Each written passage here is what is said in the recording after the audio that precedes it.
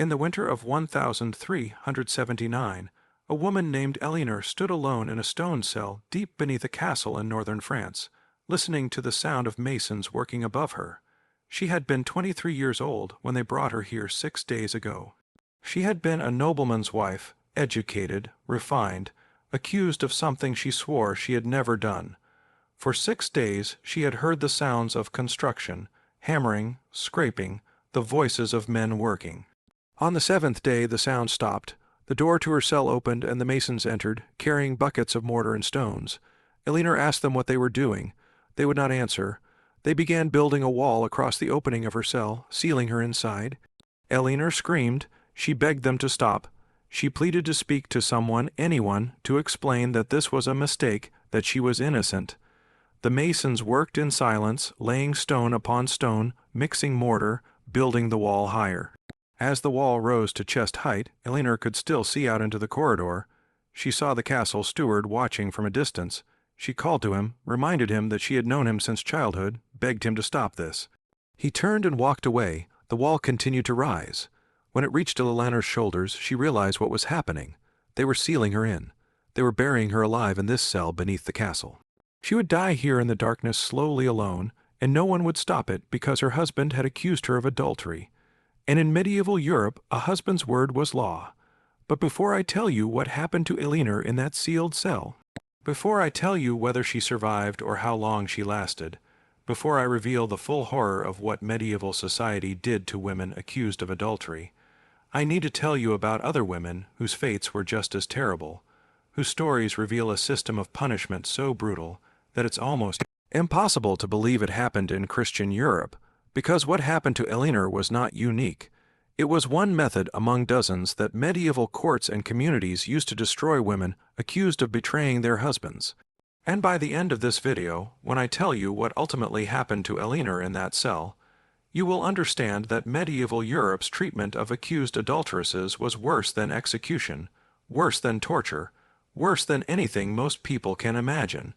This is the story of the most horrific punishments for cheating wives in medieval Europe, and I need you to understand from the beginning that everything I describe is documented in historical records, in court documents, in church archives, in chronicles written by medieval people themselves. These are not legends or exaggerations. These are real punishments that happened to real women, recorded by the very societies that carried them out. If you want to understand how entire civilizations can normalize systematic violence against women, how accusations become weapons more deadly than swords, how gender-based terror can be woven into the fabric of law and custom, then you need to watch this entire video. Subscribe to this channel right now because we're about to go deep into one of the darkest chapters of human history. Hit that subscribe button and tell me in the comments where you are watching from. Now, let me tell you about Marjorie because her story shows you how these punishments actually worked in practice, and because what happened to her will help you understand what was waiting for Eleanor in that sealed cell. In the spring of 1342, a woman named Marjorie stood in the village square of a small town in Yorkshire, England, while the blacksmith heated an iron rod in his forge until it glowed orange-red with heat. Marjorie was 31 years old, married for 14 years to a wool merchant named Thomas, who traveled frequently for business. She had been accused of adultery with a young baker named William. The evidence was circumstantial at best, almost laughably thin. A neighbor claimed to have seen William entering Marjorie's home, while Thomas was away on one of his business trips. Another neighbor said she had heard laughter coming from inside the house. That was it. That was the entire case against Marjorie.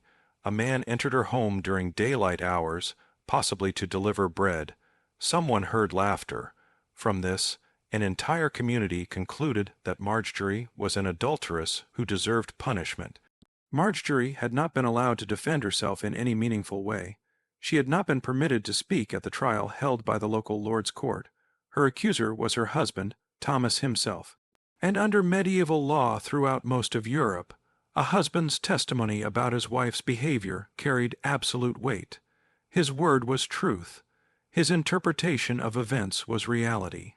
Thomas had found out about William's visits through neighborhood gossip that had reached him while he was conducting business in another town. A fellow merchant had mentioned with smirking sympathy that people back home were talking about Thomas's wife entertaining the baker while Thomas was away. Thomas had not witnessed any impropriety himself. He had no evidence beyond the gossip, but the damage to his honor, the public humiliation of being potentially cuckolded, the whispers and knowing looks from other men, these demanded action. His reputation as a man depended entirely on his ability to control his wife, to ensure her absolute fidelity, to punish her publicly and severely if she strayed or even if she appeared to stray. In medieval society, a man who could not control his wife was not a man at all. He was a cuckold, a figure of mockery and contempt, someone who had failed at the most basic duty of manhood. Now Marjorie stood with her hands bound behind her back, while the entire village gathered to watch her punishment. The gathering was not optional. The Lord's bailiff had gone through the village that morning, announcing that all residents were required to attend the punishment of the adulterous Marjorie, wife of Thomas the wool merchant. Attendance was mandatory because these punishments were not just about punishing the individual. They were about teaching the entire community a lesson, about reinforcing social order, about showing every wife what would happen if she stepped out of line, and showing every husband that the law supported his absolute authority. The blacksmith removed the glowing iron from the forge, holding it carefully with heavy tongs. It was a simple rod, about 6 inches long and an inch wide, with a flat end that had been carefully shaped into the letter A for adulteress. The shaping had been done the previous day while Marjorie sat in a cell beneath the manor house, listening to the sound of metal being hammered, and knowing that iron was being prepared to mark her flesh permanently. Marjorie could feel the heat radiating from the metal as the blacksmith approached her, the rod glowing bright orange, waves of heat distorting the air around it. She tried to back away, an instinctive recoil from the approaching agony, but 2 men stepped forward and grabbed her arms, holding her firmly in place. One of them was her own cousin, a man she had known her entire life, but his face showed no sympathy, no doubt, only a grim determination to do his duty as a member of the community enforcing justice. The blacksmith positioned himself directly in front of Marjorie. He looked into her eyes for just a moment. Was that pity, apology, or simply the cold efficiency of a craftsman about to perform a task? Then pressed the glowing iron against Marjorie's left cheek. The sizzle of burning flesh was audible across the entire square, a sound like meat being seared on a hot pan, sharp and stomach-turning. Marjorie screamed, a sound of such pure, undiluted agony that it seemed to come from somewhere deeper than her throat, torn from her very soul. The scream echoed off the buildings surrounding the square, bouncing back and forth, filling the air with the sound of her suffering. The smell of burning flesh and hair filled the air, acrid and nauseating, making several people in the crowd turn away or cover their noses. But most watched with grim fascination, their faces showing a mixture of righteous satisfaction, vicarious horror, and perhaps relief that they were standing in the crowd rather than being held at the center of it. The blacksmith held the iron in place for several seconds that must have felt like hours to Marjorie, ensuring the brand would be deep enough to scar permanently, clear enough to be read easily, marking her forever as an adulteress. When he finally removed the iron, Marjorie collapsed to her knees, her legs no longer able to support her weight. She sobbed and gasped, her hands still bound behind her back, so she could not even touch her face or try to ease the burning pain. The letter O was burned into her left cheek about 2 inches high, the flesh charred black in the center with red, blistering skin around it. Blood mixed with clear fluid oozed from the wound. Everyone who saw her for the rest of her life would know immediately what she had done or what she had been accused of doing. She would never be able to hide her shame. She would never be able to start over somewhere else where people did not know her history. The brand announced her disgrace to anyone who looked at her face, but the branding was only the beginning of Marjorie's punishment, and this is crucial to understand about medieval justice for accused adulteresses. The punishment was never just one thing. It was always multiple, always public, always designed to destroy the woman physically, socially, economically, and psychologically. The goal was not simply to punish the specific act of adultery, which in Marjorie's case had never even been proven to have occurred, but to utterly annihilate the woman as a person, to make her an example so terrifying that every other woman in the community would be paralyzed with fear at the mere thought of stepping out of line. After the branding, Marjorie was barely conscious from pain and shock. The agony radiating from her cheek was so intense that it seemed to fill her entire head, making it difficult to think or see or process what was happening around her. The flesh of her cheek was charred black in the center where the metal had pressed longest, already beginning to blister and swell. Blood mixed with clear fluid oozed from the wound, running down her jaw and dripping onto her dress. The pain was so overwhelming that it dominated every sense, every thought, every moment of existence, but the crowd was not satisfied. They had come for a spectacle, for justice, for entertainment that broke up the monotony of medieval village life. This spectacle had to continue. Under English common law and local custom that had been practiced for generations, a woman convicted of adultery faced multiple forms of punishment, each one designed to humiliate her thoroughly and to ensure that she would serve as a warning to every other woman in the community. Marjorie was dragged across the square, her feet barely able to move, leaving tracks in the dirt where she stumbled. The men hauling her showed no gentleness, no consideration for her pain. She was pulled to the pillory that stood permanently erected in the center of the square, a wooden framework with holes for the head and hands that had been built decades ago and had held countless people over the years. The wood stained dark from weather and from the bodily fluids of those who had been locked in it. The pillory was designed not just to hold the condemned, but to cause them physical suffering. It forced the person into an extremely uncomfortable bent-over position that made breathing difficult and caused severe back and neck pain within minutes. The hole for the neck was deliberately small, pressing against the throat, and the holes for the wrists were positioned so that the arms were stretched uncomfortably. Standing in the pillory for even an hour was agonizing. Standing for 3 hours, as Marjorie would be required to do, was a form of torture in itself. Marjorie's neck and wrists were locked into the device, the wooden bars closed and secured with an iron pin. She was forced to stand bent over at an unnatural angle, her back already beginning to ache, her neck compressed by the wooden collar. A sign was hung around her neck, suspended from a rope so it dangled against her chest, reading in large letters painted in black, "Adulteress in War." The words could be read from across the square, ensuring that anyone who happened to pass by would understand exactly what crime this woman had committed and what category of person she was. Then the real humiliation began, the part that would be seared into Marjorie's memory forever, the part that would destroy something essential in her, even if her body survived. In medieval Europe, public punishment was participatory. The crowd was not just supposed to watch passively like modern observers at a criminal proceeding. They were expected to join in actively, to add their own expressions of moral outrage to the official punishment, to demonstrate their own virtue and their own adherence to community values by attacking the condemned. For Marjorie, this meant being pelted with whatever refuse crowd could find while she was locked in the pillory, unable to defend herself, unable to dodge or escape, forced to stand there and endure whatever they chose to throw at her. The first projectile was a rotten cabbage thrown by an old woman who lived 3 houses down from Marjorie and who had always watched her with suspicious eyes. The cabbage hit Marjorie in the face, spattering across the fresh brand on her cheek and making her scream again from the renewed agony.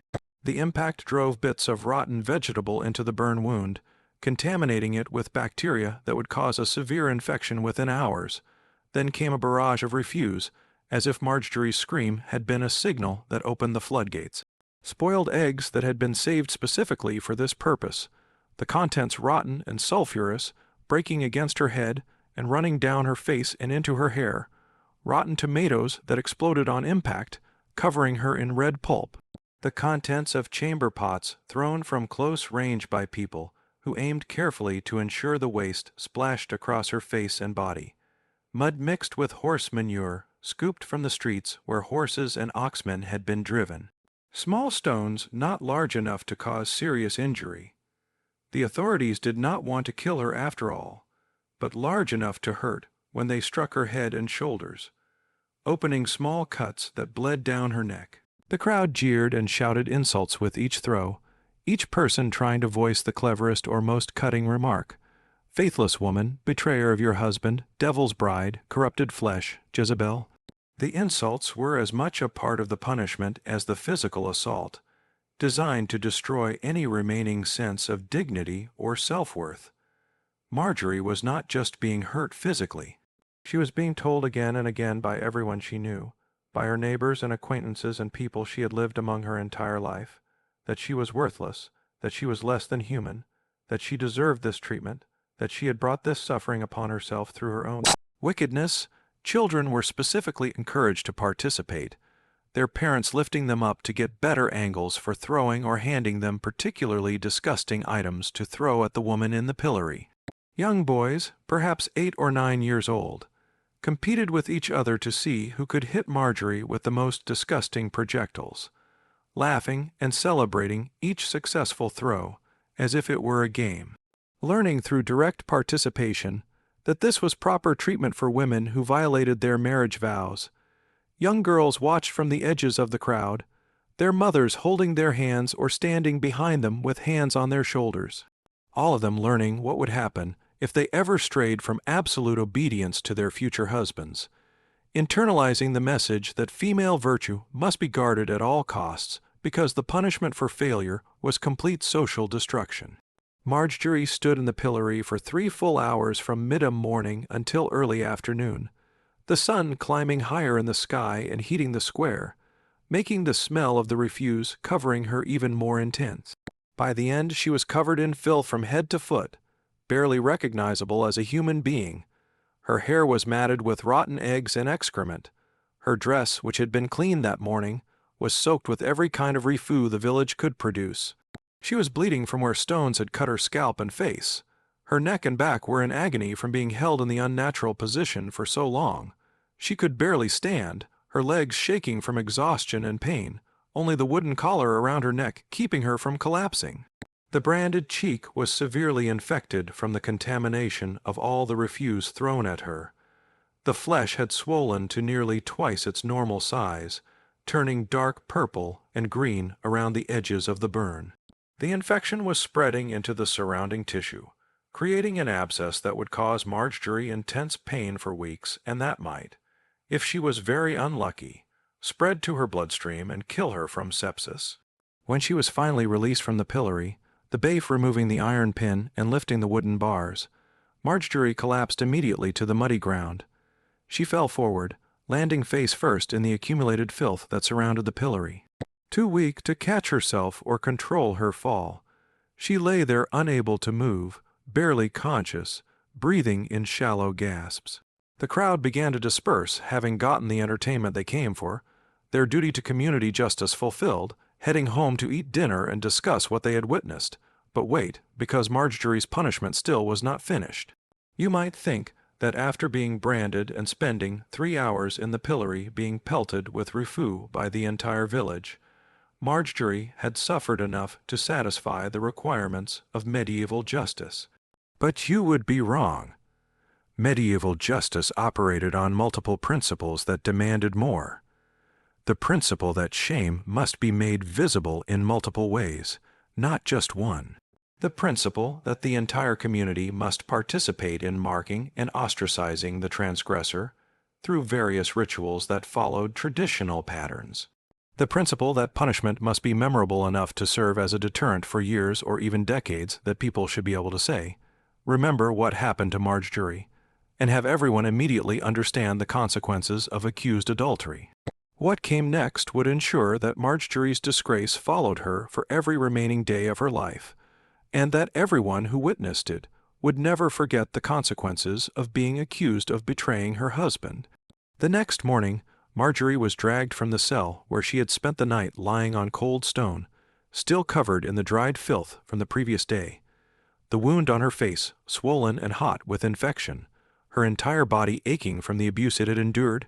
She was taken by the town constable, pulled by ropes tied around her wrists because she could barely walk on her own, to the river that ran along the edge of the village. A crowd was already gathering there, word having spread that the adulteress was to undergo the ducking. the traditional water punishment for women who had strayed from virtue. At the river's edge stood a device called a ducking stool, a chair made of rough wood and iron attached to a long wooden beam that could be operated like a lever to plunge the occupant repeatedly into the water. Ducking stools were used throughout medieval England and parts of continental Europe, primarily for punishing women, scolds, gossips, brewers accused of selling bad ale, and most commonly women accused of moral offenses like adultery. The devices were permanent fixtures in many towns, maintained at public expense, just like the pillories and the gallows, standing as constant reminders of what could happen to women who violated community norms. The official justification for ducking was that the cold water would cool the hot passions that led women to sin. That immersion in the purifying element would cleanse them of their corruption and restore them to virtue. This explanation was written into legal codes and church teachings, giving the punishment an air of medical and spiritual legitimacy. The real purpose, which everyone understood but rarely stated openly, was humiliation and physical torment disguised as correction and purification. Another method of breaking the condemned woman physically and psychologically while entertaining the crowd. Marjorie was dragged to the ducking stool and forced into the chair. Her arms were bound to the armrests with leather straps pulled tight enough to cut into her skin. Her body was secured to the back of the chair with a rope around her waist, tied so she could not escape or even struggle effectively.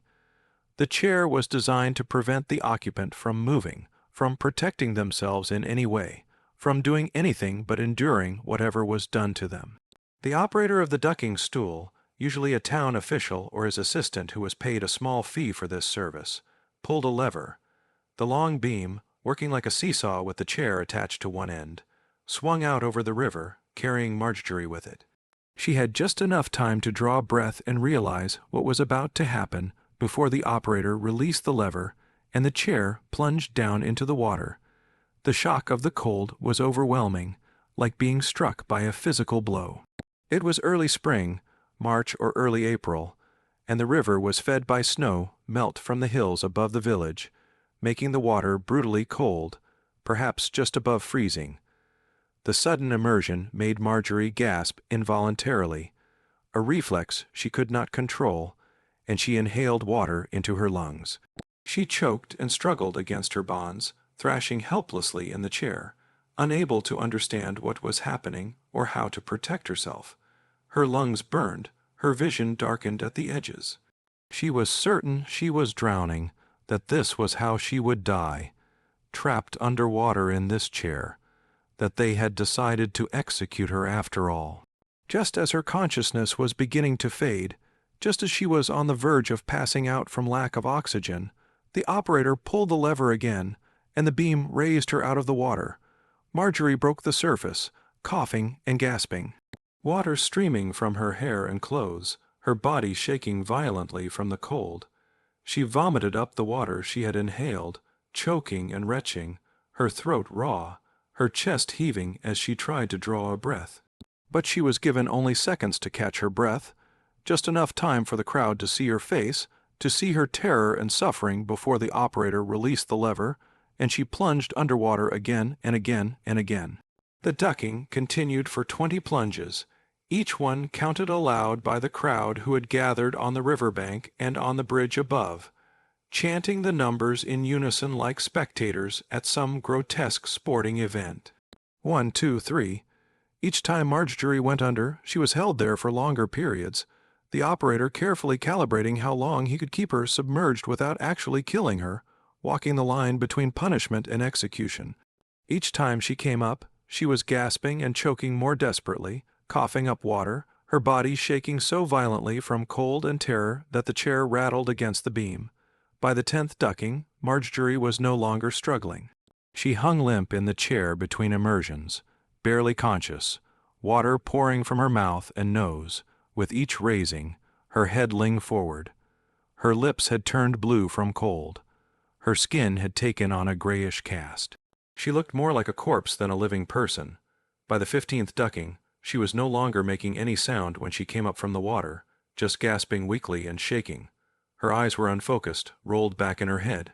Some in the crowd began to murmur that perhaps this was enough, that perhaps they were going to kill her, that perhaps the punishment was going too far. But the operator continued, following the sentence that had been pronounced, the traditional 20 duckings for an adulteress. By the 20th and final ducking, Marjorie appeared more dead than alive. Her skin was blue from cold and lack of oxygen. Her breathing was shallow and labored, barely perceptible. The violent shaking had stopped, replaced by occasional twitches that might have been voluntary movement or might have been death spasms. She was pulled from the stool and laid on the riverbank like a piece of discarded clothing, water pouring from her lungs as she was positioned on her side by rough hands that cared nothing for her comfort. The constable kicked her roughly in the ribs to see if she was still alive. She moaned weakly, a sound more animal than human, confirming that she had survived. This was considered a successful punishment, severe enough to be memorable, to provide a spectacle, to satisfy the community's demand for justice, but not fatal. Dead women could not serve as ongoing examples of what happened to adulteresses. Dead women could not walk through the village with their brands visible, reminding everyone of the consequences of straying. Marjorie needed to survive so she could continue to be punished every day by her very existence. The infection in Marjorie's branded cheek had worsened dramatically from immersion in the contaminated river water. Medieval rivers were open sewers where all the waste of human civilization accumulated.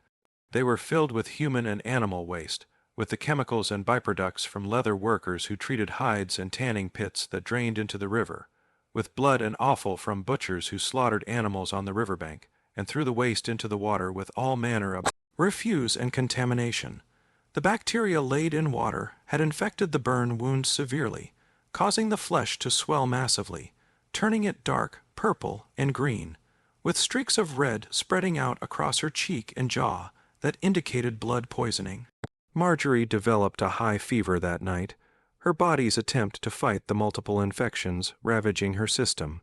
She spent the next week in bed in a room provided by the church, not out of mercy, but because if she died on the streets, it would create a disposal problem, delirious and close to death. Her body fighting infections on multiple fronts, she survived, but the illness and the damage from the punishments changed her fundamentally. And here's what makes Marjorie's story even more tragic, even more of an indictment of the entire system. William the baker, when questioned under threat of his own punishment, if he was found to have committed adultery with a married woman, testified that he had only delivered bread to Marjorie's home on the days in question. He said he had entered because Marjorie was counting out coins to pay him for previous deliveries, that the interaction had lasted perhaps 5 minutes while he waited for payment and then left. He testified that nothing improper had occurred, that he had never touched Marjorie, had never spoken to her about anything except bread and payment, that the conversations had been brief and entirely proper. But once accused by her husband, Marjorie had no effective way to defend herself against the charge. Medieval law in most of Europe operated on assumptions that made defense nearly impossible for accused women. The assumption that a husband's honor was too important to be questioned without overwhelming evidence. The assumption that protecting male reputation was more important than establishing truth.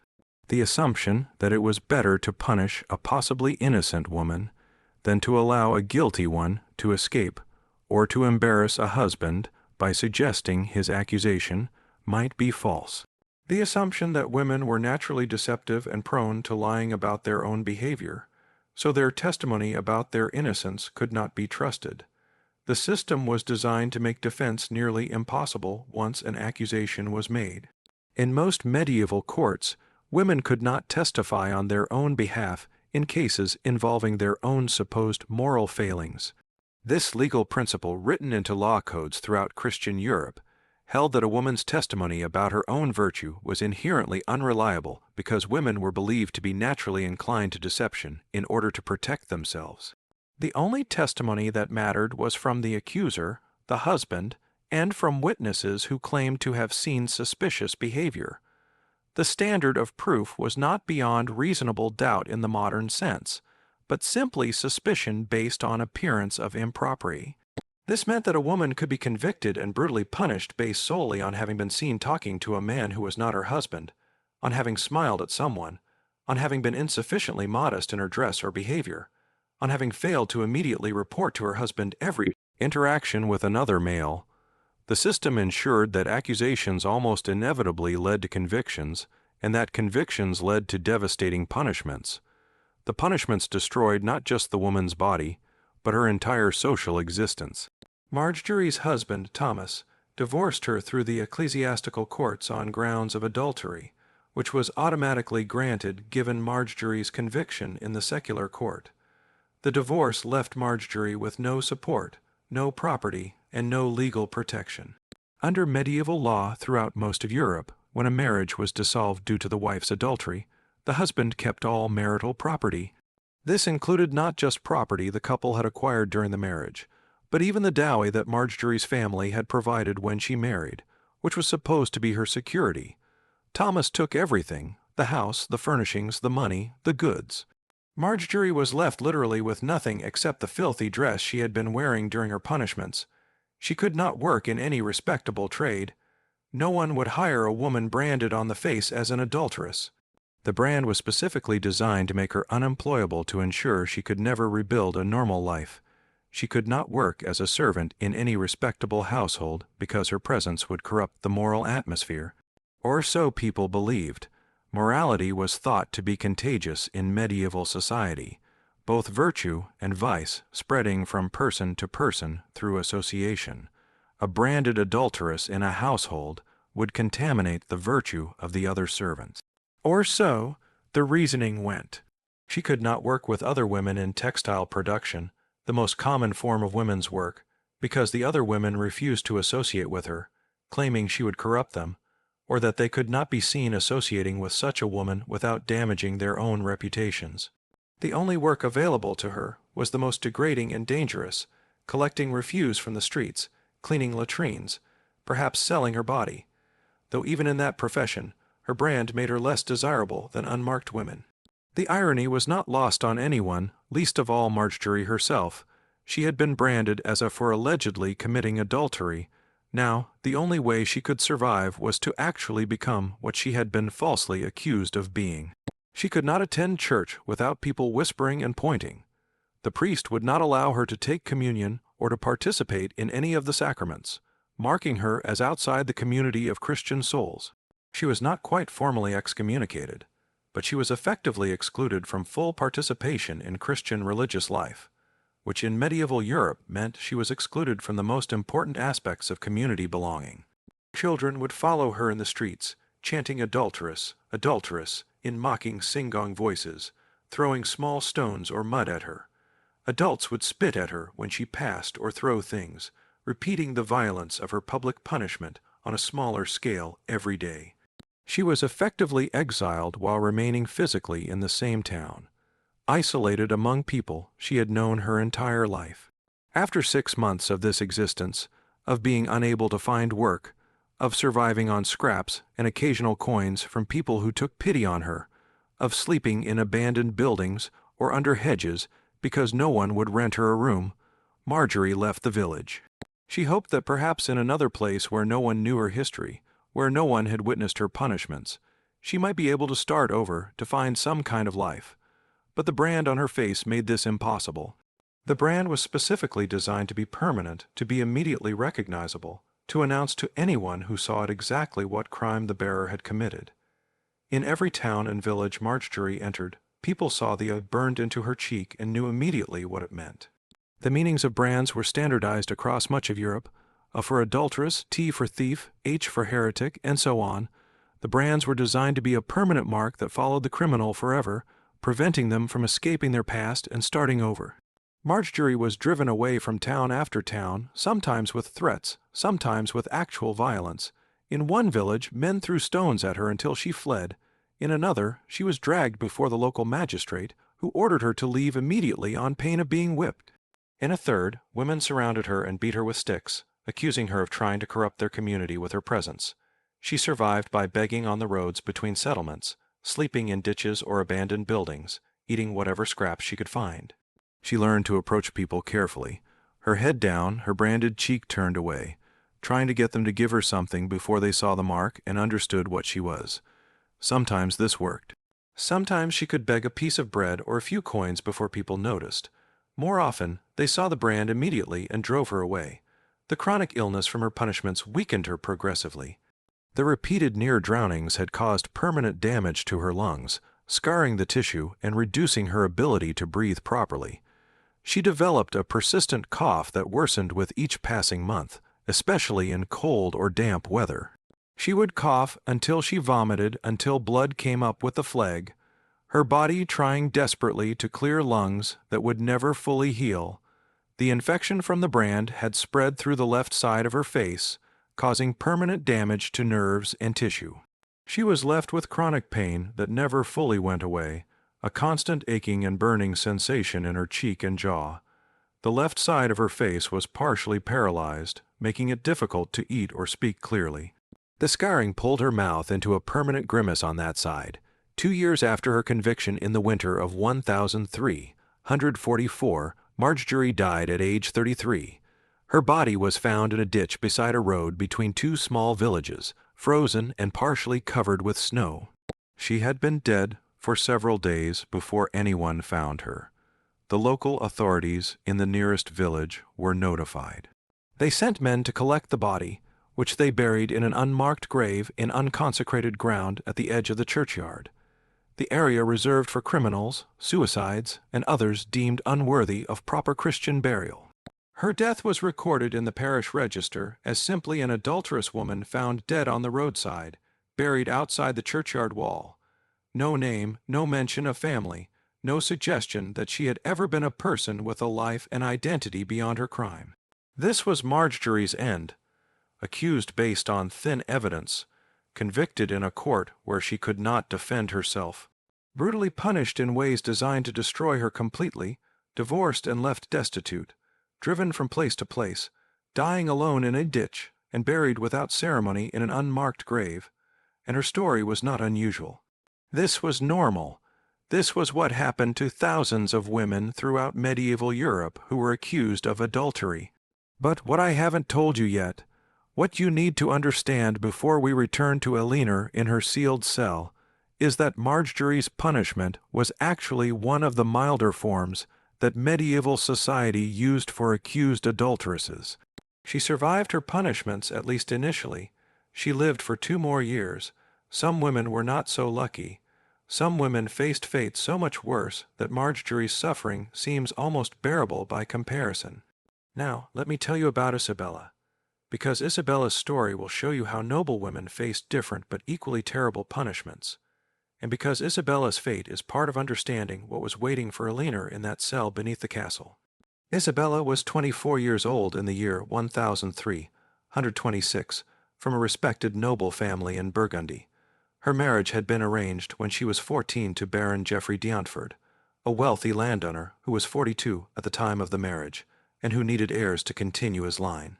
The marriage was purely political and economic, a union of 2 powerful families and their estates, arranged by Isabella's father and Geoffrey without any consideration of whether the 14-year-old Isabella and the middle-aged Geoffrey would be compatible or whether Isabella had any say in the matter. In medieval noble society, daughters were assets to be traded, and their preferences were irrelevant. Geoffrey was not a kind husband. He was not particularly cruel by the standards of his class and time, but he was cold, distant, focused primarily on his estates and his political position at the Burgundian court. He spent most of his time managing his lands, hunting with his peers, and attending on the Duke of Burgundy. Isabella lived in Geoffrey's castle with minimal companionship except for servants and Geoffrey's household staff.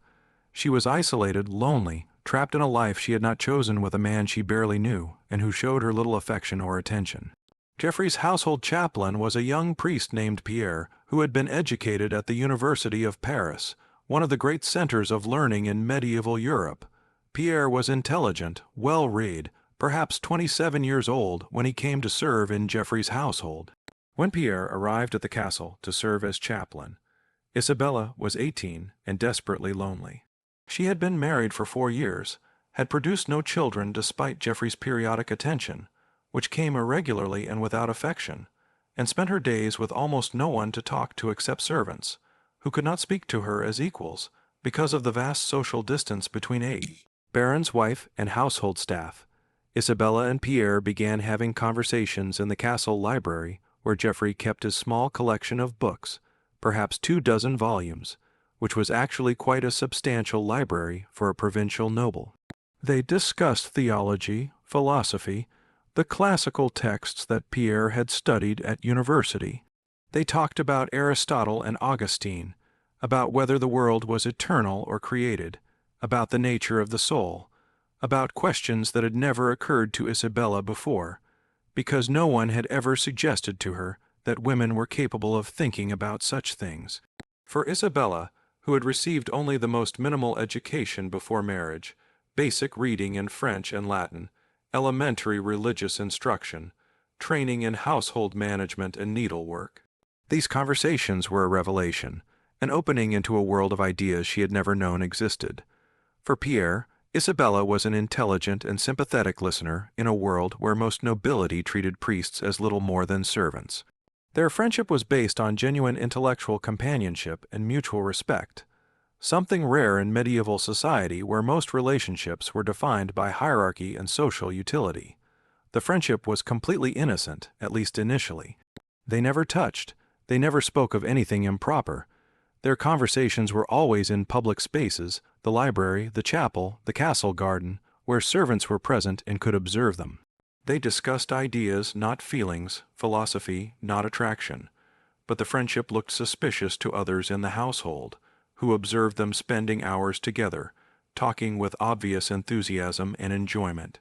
Isabella laughing at Pierre's observations in a way she never laughed with Geoffrey, a servant, perhaps hoping to gain favor with Geoffrey, or perhaps genuinely believing something improper was occurring, or perhaps simply enjoying the chance to create drama, reported to Geoffrey that his wife spent inappropriate amounts of time alone with the chaplain. The word alone was technically false. Servants were present, but in the medieval mind, a married woman spending extended time with a man who was not her husband in any context was suspicious. Geoffrey's adult son from his first marriage, a man named Robert, who was actually older than Isabella, and who stood to inherit Geoffrey's entire estate, unless Isabella bore sons who would take precedence, seized on this report with enthusiasm. Robert had resented Isabella from the moment she married his father. He saw her as a threat to his inheritance, as a young woman who might yet bear sons who would displace him from his expected position. Now he had an opportunity to destroy her, to eliminate the threat she represented by convincing his father that Isabella was an adulteress who needed to be removed.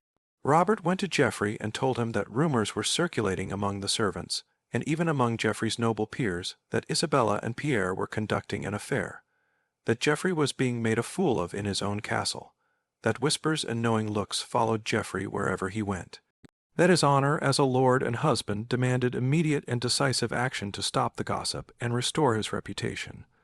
Geoffrey confronted Isabella in a rage, bursting into her chambers late one evening with Robert following behind him. Isabella, confused and frightened by her husband's unusual anger. Geoffrey was normally cold but controlled, insisted that her relationship with Pierre was completely chaste, that they had only discussed books and ideas, that nothing improper had ever occurred, that she had always behaved with complete propriety. Geoffrey did not believe her, or perhaps he did believe her, but chose to act as if he did not, because accusing her of adultery served his purposes in multiple ways. It gave him the excuse to get rid of a wife who had failed to produce the heir he wanted after 10 years of marriage. It allowed him to reclaim the substantial dowry Isabella's family had provided, which would revert to Geoffrey if the marriage was dissolved due to Isabella's fault. It demonstrated his authority and decisiveness to his peers, and it protected his honor by showing that he was man enough to control his household and punish an errant wife. But here's where the story reveals how trapped noble women were in medieval society, how they faced different but equally terrible punishments than common women. Geoffrey could not simply brand Isabella or subject her to the brutal public punishments used on women like Marjorie. Isabella's family was too powerful, connected to other noble houses throughout Burgundy and beyond. If Geoffrey openly harmed Isabella in ways that left visible scars or that resulted in her death, it would create a blood feud with her relatives, potentially leading to private war between the families, to raids on each other's estates, to a cycle of violence and revenge that could continue for generations. Medieval nobility had to be careful about how they dealt with each other's family members because violence against one member of a noble family could trigger obligations of revenge that destroyed the delicate web of alliances and marriages that held noble society together. So Geoffrey chose a different method, one that was legal throughout Christian Europe, religiously sanctioned by the Church, and that would permanently remove Isabella from his life, while avoiding direct violence that might trigger retaliation from her family. He announced that Isabella would be sent to a convent for spiritual correction and penance. This sounds relatively benign to modern ears, almost gentle. A woman going to live with nuns, to pray and find peace. But the reality was far darker. Isabella was not being given a choice to take vows and become a nun, which would have been a respectable path for a noble woman. She was being forcibly imprisoned in a convent for the rest of her life without her consent, separated from the world against her will, her property and inheritance forfeited to Geoffrey. Her legal existence effectively ended, and the convent chose was not a comfortable establishment for noble daughters, but a harsh penitentiary specifically designed to house women whose families wanted them disappeared. The convent was in a remote area of the Alps, accessible only by difficult mountain paths, isolated from other settlements, a place where women could be locked away and forgotten. It was known throughout the region for its harsh discipline and its strict enclosure, for accepting women sent there for punishment rather than vocation, for asking no questions as long as the family paid the substantial fees required for perpetual imprisonment. Isabella was taken there by armed guards in the middle of the night, roused from her bed without warning, not allowed to gather possessions or say good-bye to anyone. She was placed on a horse and led away from Geoffrey's castle under guard, traveling for weeks through countryside she had never seen, sleeping at night in way stations or rough inns, treated not as a noblewoman, but as a prisoner being transported to her place of confinement. Under feudal law throughout Europe, Geoffrey had absolute authority over his wife. She was his property, his to dispose of as he saw fit. The Church, which normally protected women seeking sanctuary in convents, and which sometimes intervened in cases of obvious abuse, sided with the husband in cases of accused adultery. The theological reasoning was that adultery was such a serious sin, such a violation of the sacred marriage bond, that wives accused of it forfeited the Church's protection and could be dealt with by their husbands as seemed appropriate. When Isabella arrived at the convent after the long journey, she was immediately processed according to the institution's procedures for unwilling penitents, procedures that had been refined over decades of accepting women sent there against their will. She was stripped of her noble clothing, the fine dresses made of wool and linen, the jewelry, the well-made shoes, all the markers of her status, and dressed in a coarse woolen habit that scratched her skin and provided minimal warmth in the cold mountain climate. Her long hair, which noble women traditionally wore in elaborate styles as a mark of status and femininity, was shaved completely bald as a traditional sign of penance and humiliation. The shaving was not done gently. A rough, handed nun used dull shears to hack away most of the hair, then scraped Isabella's scalp with a blade, nicking the skin in several places so that blood ran down her neck. Isabella wept during the shaving, not from physical pain, but from the violation of having this happen to her, from having her identity as a noblewoman quite literally cut away.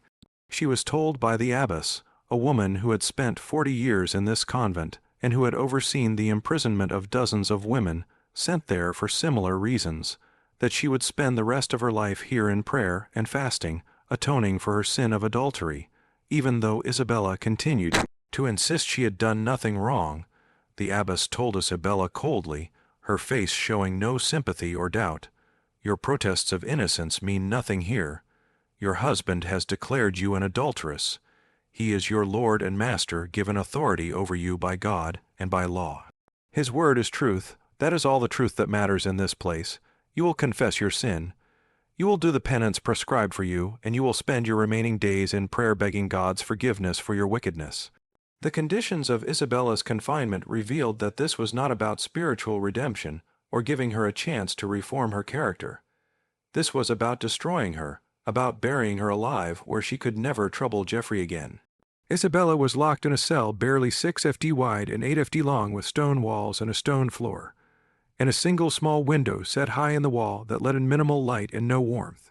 The window was barely a foot square, covered with iron bars, positioned too high for Isabella to look out and see anything but a small patch of sky. The cell contained a wooden plank for a bed with no mattress or blankets, just the hard wood. A bucket in the corner served as a latrine, emptied once per day, and that was all. No chair, no table, no possessions of any kind. She was given 1 meal a day delivered through a slot in the door. The meal consisted of a piece of bread, sometimes a thin soup if she was lucky, and a cup of water. This was barely enough to sustain life, intentionally insufficient to keep her in a state of weakness and chronic hunger.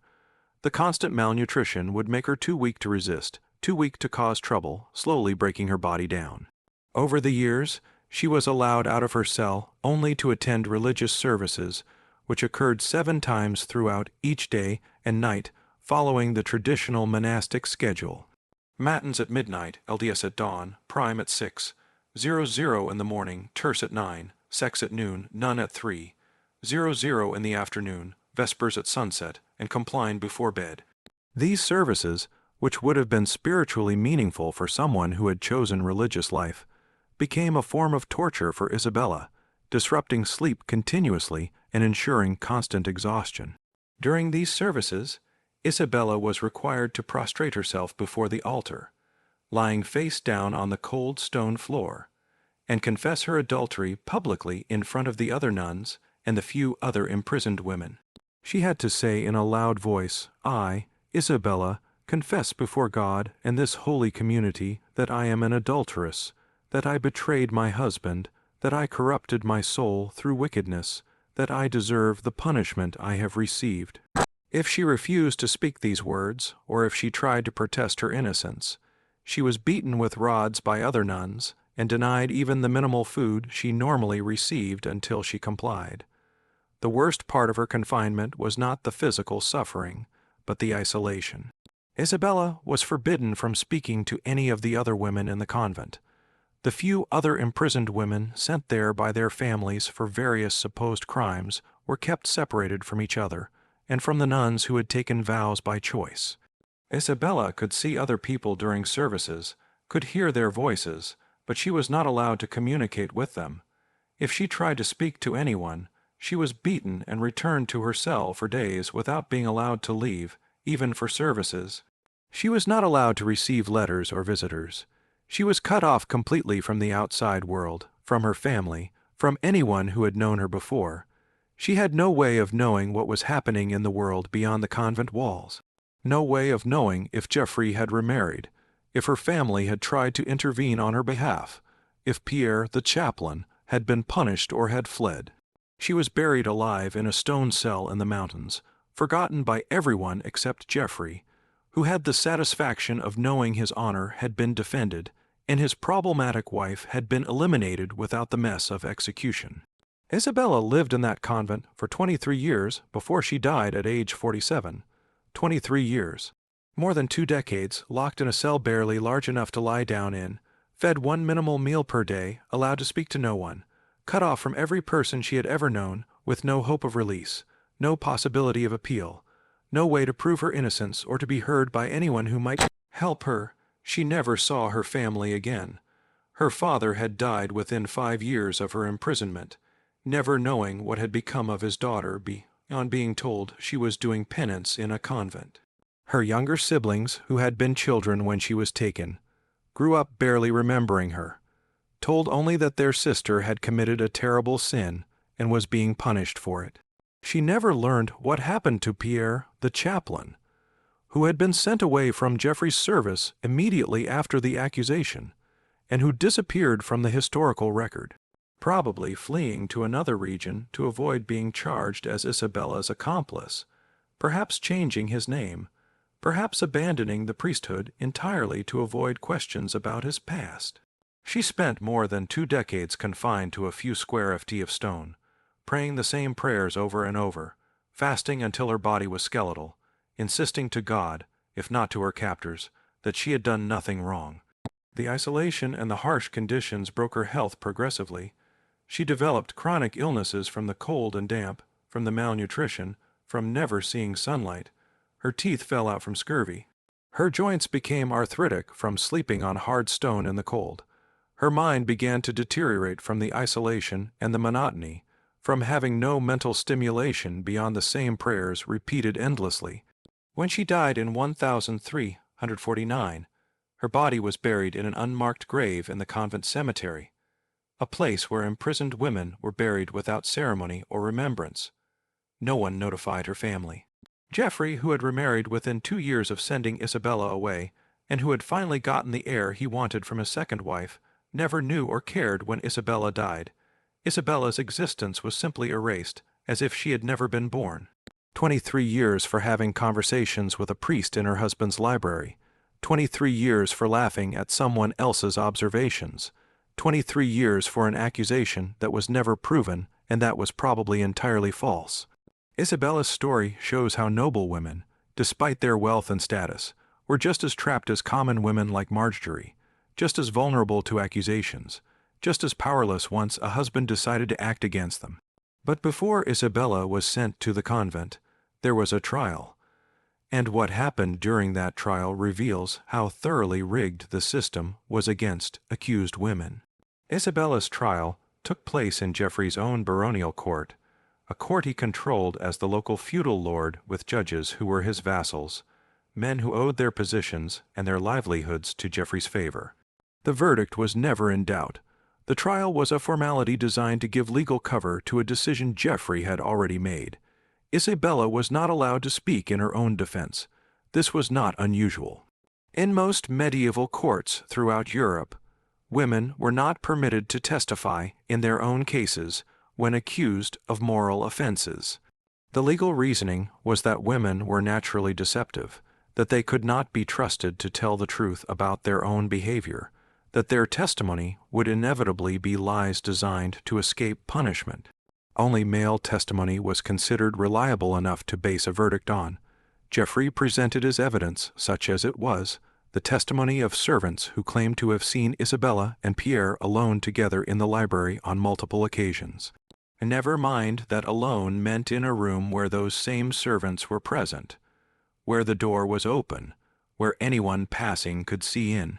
The testimony of Geoffrey's son, Robert, who claimed that Isabella had confessed her affair to him in a moment of weakness, weeping and begging him not to tell his father, a complete fabrication, but one that could not be challenged because Isabella was not allowed to speak. And Robert's testimony as a nobleman carried absolute weight.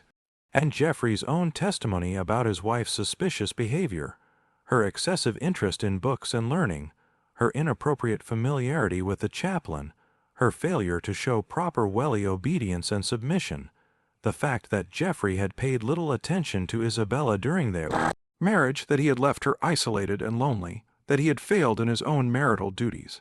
None of this was relevant. The only thing that mattered was whether Isabella had given Geoffrey cause to doubt her faithfulness. And his word on that question was final. But Isabella had one option, one slim hope of proving her innocence.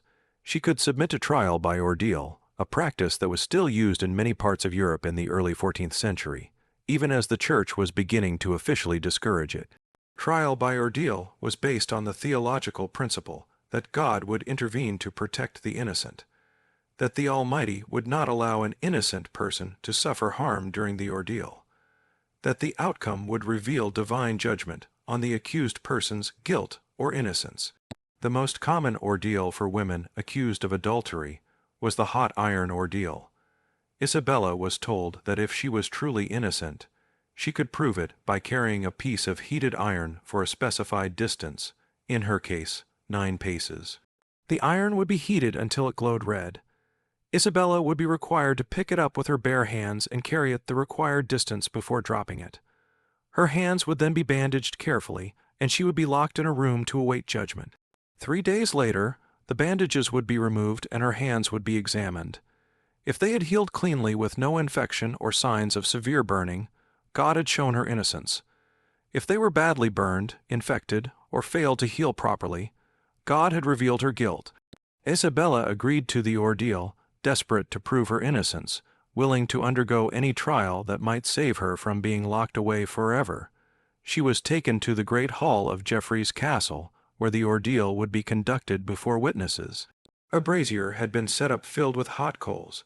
An iron rod, perhaps 18 in long, and an inch thick, was placed in the coals and left there for what seemed like hours, while the court assembled and priests said prayers asking God to reveal the truth. When the iron was finally removed from the brazier, it glowed bright red, almost white in the center, radiating heat that could be felt from several feet away.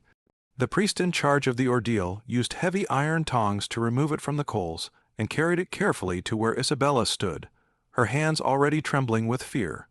He told her to take the iron and carry it 9 paces, then drop it. 9 paces, he said, was the traditional distance for the ordeal based on ancient practice and religious significance.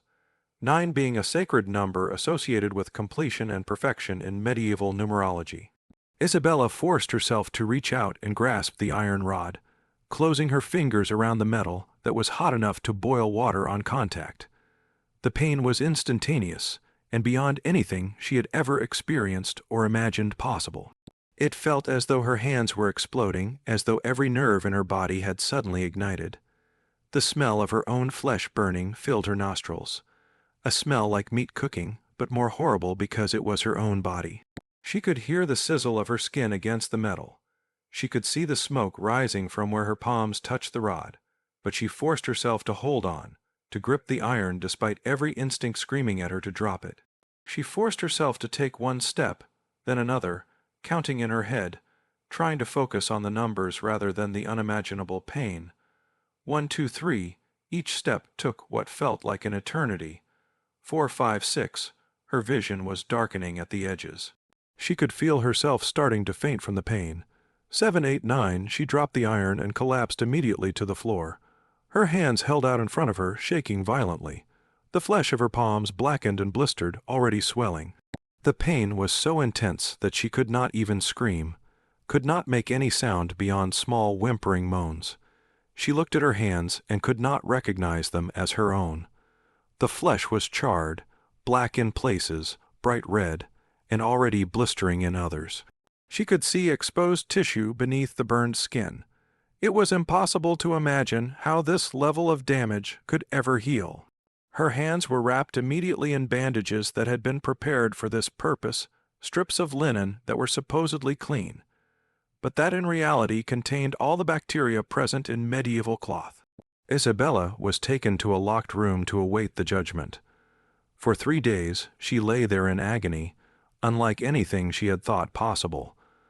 Her hands throbbed with pain that seemed to pulse through her entire body with each heartbeat. The burns swelled until her hands were twice their normal size, the bandages becoming tight and cutting off circulation. She could feel heat radiating from the wounds, could feel the infection spreading through her hands and upper arms. She was given no pain relief beyond occasional cups of wine that did almost nothing to dull the agony. Medieval medicine had little to offer for burns beyond washing them with wine or covering them with various ointments, none of which were effective against the severe burning and inevitable infection. Isabella spent 3 days in a state of constant agony, barely able to sleep, unable to think about anything except the pain in her hands. On the 3rd day, the bandages were removed in front of the assembled court. Everyone gathered to witness the judgment of God, to see what the ordeal had revealed about Isabella's guilt or innocence. The bandages were unwrapped slowly, each layer sticking to the burned flesh and having to be pulled away, causing Isabella to scream with renewed pain each time. When the final layer was removed, her hands were revealed to the court. Isabella's hands were a mass of burned, infected flesh. The skin was blackened and blistered, weeping fluid.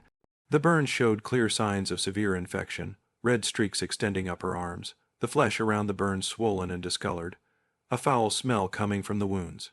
Under the rules of trial by ordeal, as they had been practiced for centuries throughout Christian Europe, this meant God had revealed her guilt. An innocent person's hands would have healed cleanly, would have shown signs of miraculous recovery. The severity of Isabella's burns and the obvious infection proved that she was guilty, that God had refused to protect her because she was an adulteress. Of course, the ordeal was impossible to pass under any circumstances, and this is what makes it so insidious as a tool of the legal system. Holding a red-hot iron for 9 paces would cause severe burns to anyone regardless of guilt or innocence. The human body does not have any mechanism to protect against such extreme heat. The flesh will burn. The pain will be extreme, and given medieval medical knowledge, which had no understanding of bacteria or antiseptic technique, infection was virtually inevitable. Any burn severe enough to result from holding red hot iron would become infected within 3 days when bandaged with medieval cloth and given no real treatment. But the ordeal provided religious and legal cover for what was really a predetermined outcome. Jeffrey wanted his wife gone. The trial by ordeal gave him a way to make that happen with the appearance of divine sanction, with God himself appearing to confirm that Isabella was guilty. How could her family object when God himself had revealed her guilt through the ordeal?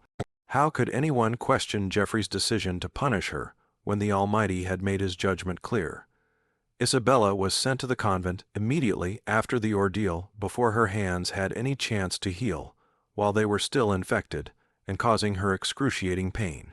She made the long journey to the mountains with her hands wrapped in dirty bandages, receiving no medical care, the infection spreading progressively. She spent the first months in the convent in constant agony as the burn slowly healed over the course of weeks, leaving her hands scarred and partial.